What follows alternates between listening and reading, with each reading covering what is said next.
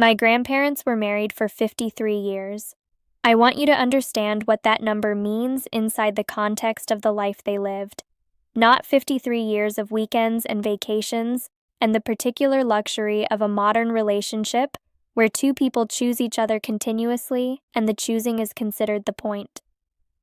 53 years of shared labor, of hard winters and failed harvests and sick children, and the 1,000 ordinary difficulties that a life on a working farm in an old-order Amish community in Ohio produces without apology or pause.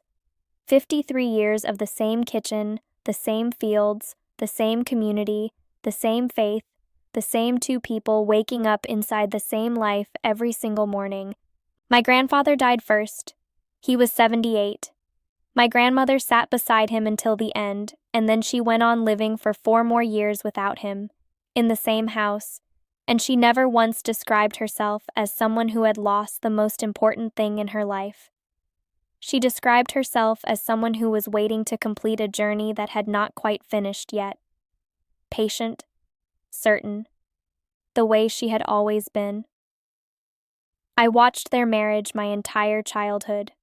I watched it the way you watch the weather, as something present and powerful and simply part of the landscape of the world. I did not examine it when I was young. I was too close to it.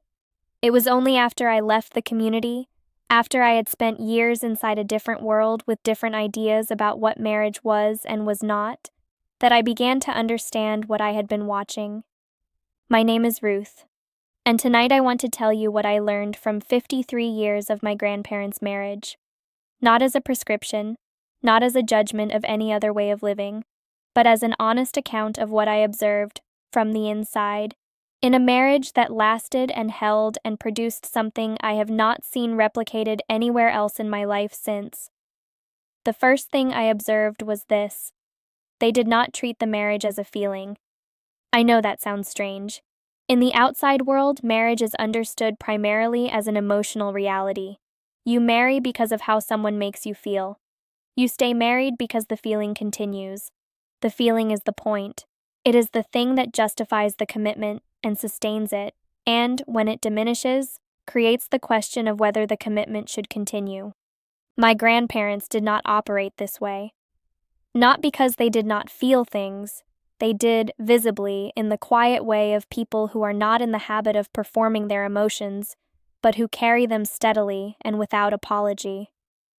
My grandfather's face when my grandmother entered a room had a quality I noticed even as a child.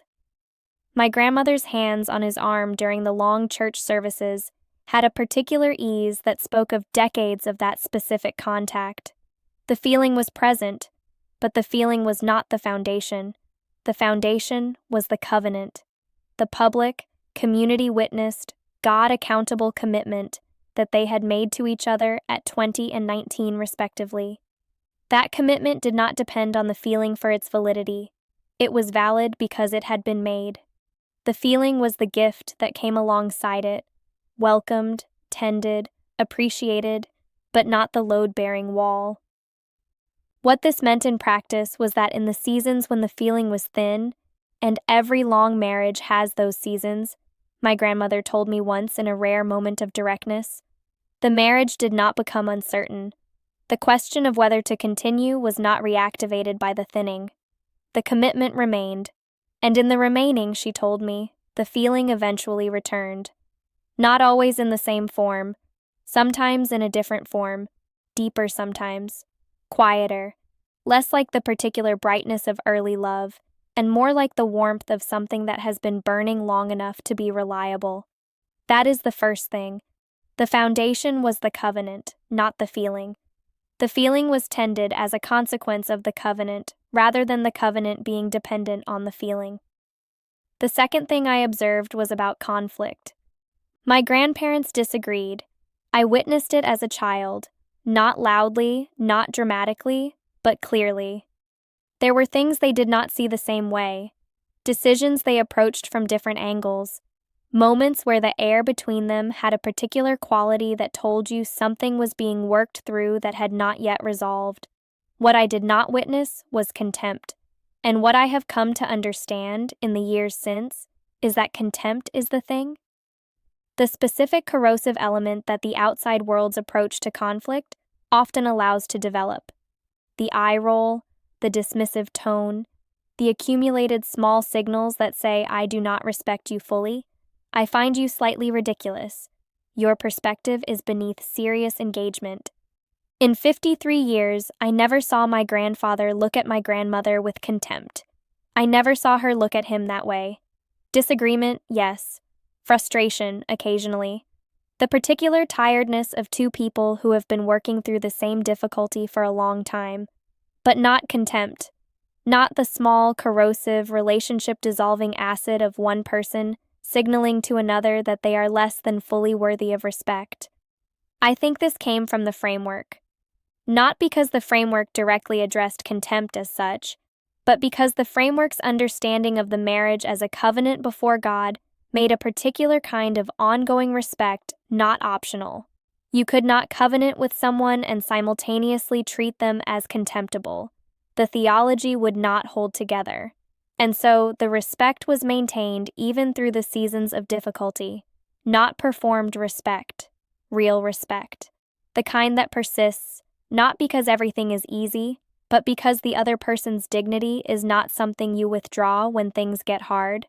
The third thing I observed was smaller than the others and in some ways more instructive. My grandparents worked together, not in the modern sense of partnership.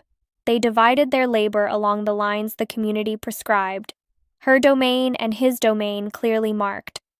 But within those divisions, they were consistently in each other's awareness. He would mention her work in conversation in a way that showed he had paid attention to it. She knew the details of his farming decisions, with a specificity that told you she had been listening to him talk about them over years of suppers. They were not inside each other's domains exactly, but they were present to each other within their separate domains in a way that said, "I see what you are doing. I notice. It matters to me." I think this attention, specific, consistent, sustained over decades, was the thing that held everything else together. Not grand gestures, not the dramatic expressions of love that the outside world's stories emphasize, just the daily, ordinary, completely unremarkable practice of paying attention, of knowing what the other person was doing and caring about it enough to track it, of being curious about the daily texture of the person you had committed to in a way that did not diminish over time. My grandmother, in the 4 years after my grandfather died, talked about him the way you talk about someone who is still present.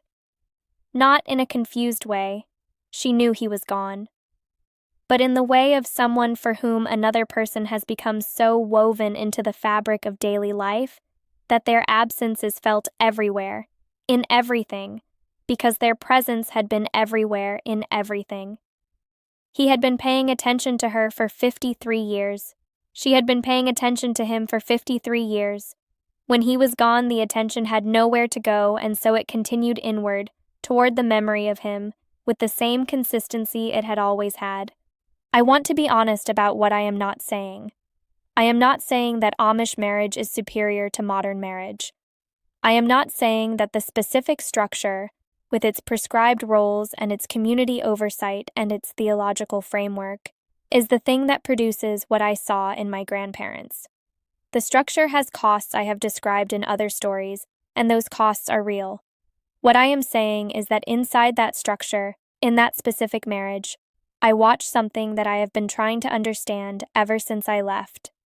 Something that the outside world, with all its freedom and all its choices and all its emphasis on feeling and fulfillment and individual flourishing, does not always manage to produce. Two people who remained genuinely, specifically, unperformatively interested in each other for 53 years. Who maintained respect through difficulty. Who built something so woven together that its absence left a shape in the world that did not disappear. I do not know the full formula. I am not sure there is one. But I think the pieces I described are real. The covenant foundation, the maintenance of respect, the daily ordinary attention, and I think they are worth naming, worth examining, worth asking in your own life, in your own relationship, whether they are present. Not because my grandparents had it figured out. They were imperfect people in an imperfect structure living an imperfect life. But they built something that lasted 53 years and left my grandmother certain, in her 40s, that she was waiting to complete a journey rather than mourning a loss. I want to ask you something tonight. In the relationship most important to you, whatever form it takes, are you paying attention? Not the dramatic kind of attention, the daily kind. The kind that notices what the other person is doing and cares about it. The kind that maintains respect when things are difficult. The kind that treats the commitment as a foundation rather than a conclusion to be reevaluated when the feeling changes. Because I think that is what 53 years looks like from the inside. Not romance, not perfection, just attention, sustained, specific, undiminished. That is what my grandparents left me. It is the most valuable thing I carried out of that community, and I have never found anything in the outside world that improved on it.